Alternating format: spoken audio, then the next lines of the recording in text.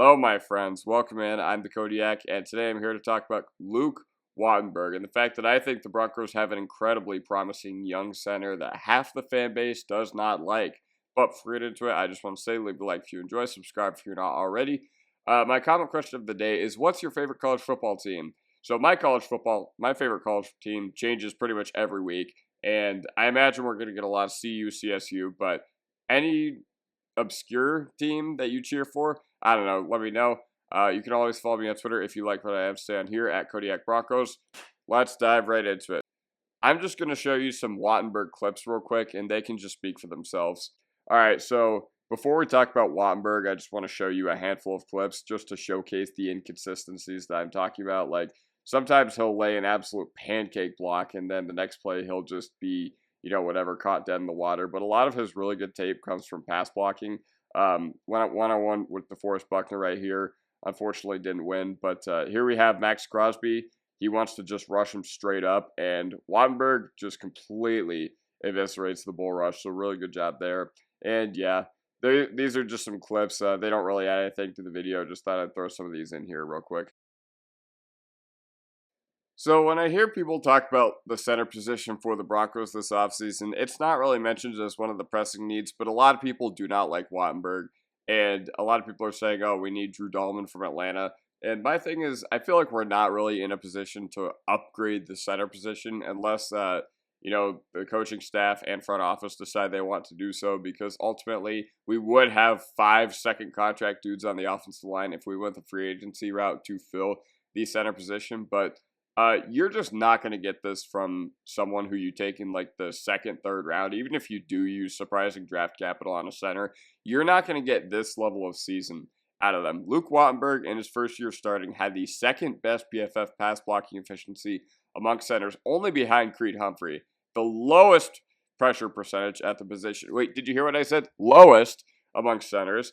And I've seen people talking about wanting to upgrade at the position. All right, so listen, man, that's basically all I have to say about Luke Wattenberg and his performance as a Bronco in 2024. And listen, I know the run game was inconsistent. It was not good, and a lot of that was due to Luke Wattenberg's fault.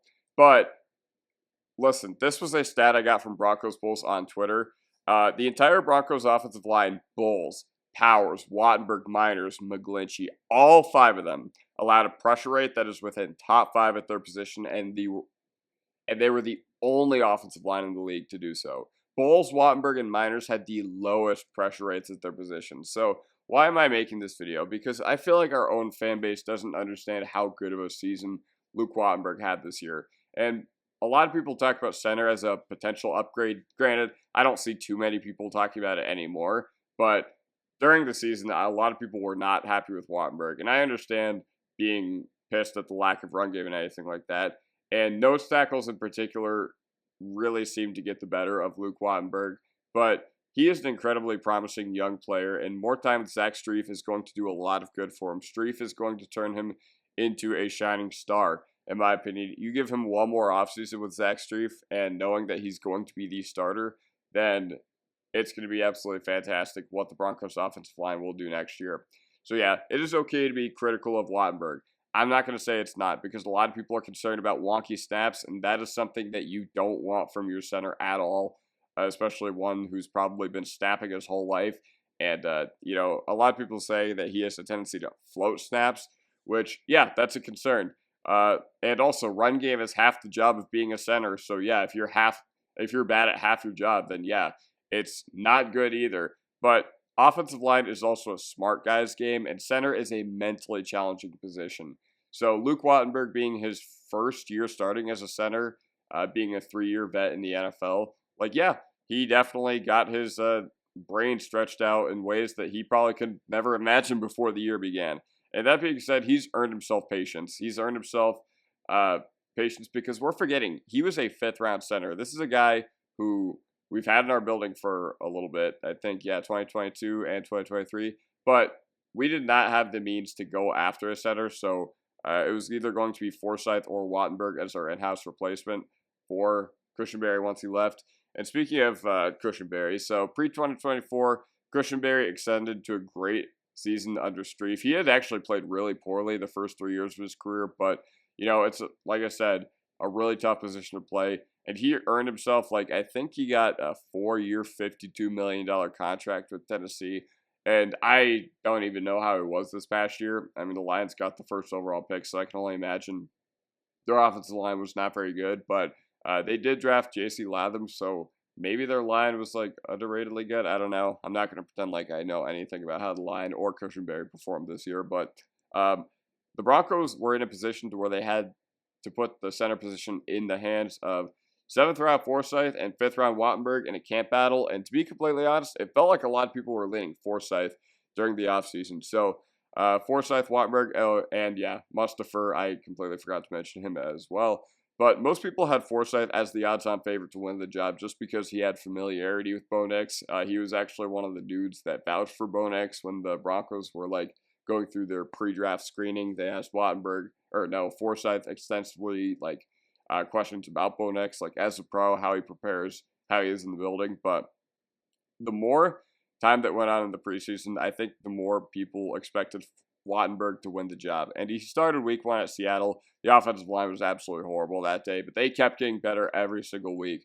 And Wattenberg actually did end up missing a lot of time, so we did see both Forsyth and Wattenberg this year, but I still think Wattenberg was definitely way better between the two. Now, throughout 2024, Wattenberg and McGlinchey, they both suffered injuries, as I had alluded to. McGlinchey, I think he got hurt week 3 against Tampa, and Wattenberg, I think he got hurt week 5 against the Raiders. So it felt like the Broncos ran the ball decently well with Forsyth and Palczewski, but ultimately it was a different offensive line, at least pass blocking, when Wattenberg and McGlinchey were out there. Because they got McGlinchey and Wattenberg back during week 10, and the starting 5 played together the rest of the season. Now, once again, Luke Wattenberg had the second highest pass blocking efficiency amongst centers in the entire NFL. So the offensive line was great in pass protection, but substandard in run blocking. And here's what I have to say. Wattenberg needs to start in 2025. Like, we are not in a position to go after a center or anything like that, especially with how good of a year Wattenberg had in pass protection. The Broncos had the best pass blocking line in the league. Do not mess with it. Do not, you could add a developmental guy here or there, but, I mean, if you were to, cut Powers or something like that, I would just lose my mind. And also, Wattenberg had 600 more snaps than Forsyth and only 1 more pressure allowed. So I think Forsyth had around 250 snaps from the center position this year, and Wattenberg had 850. And Wattenberg only had 1 more pressure allowed amongst. So he definitely had a lower pressure percentage than when Forsyth was in there. And yeah, we could use some youth infusion to our offensive line because it is an aging offensive line, and we do need to get better. We do need to start working on succession plans. But offensive line, it's a game that ages very well. Bowles, I think it's 32, and we have some older dudes on our offensive line, like McGlinchey, I think is 30.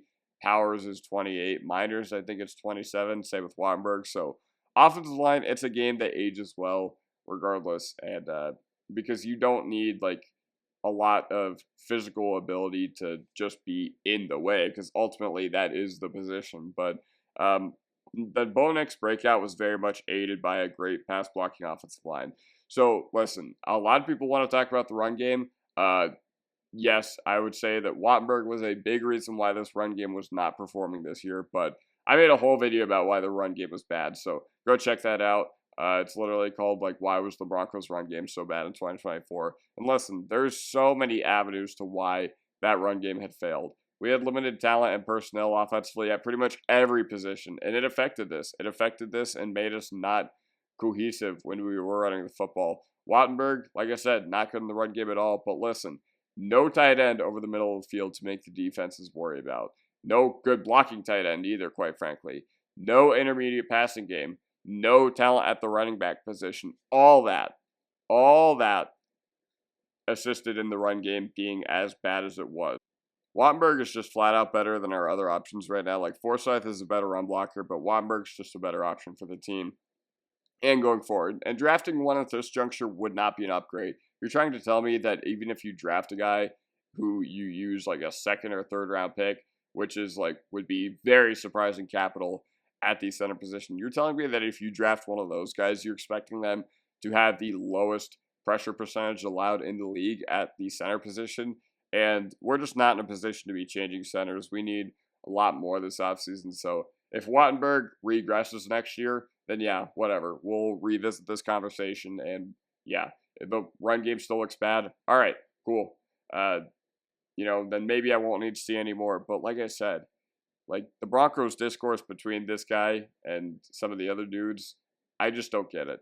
I just don't get it because Wattenberg, he had a heck of a year. He had a heck of a year. I'm just going to flat out say he had a heck of a year, and I'm really happy to see the development leap he can take in 2025. So that does it for me now. I'll see you guys next time. Peace.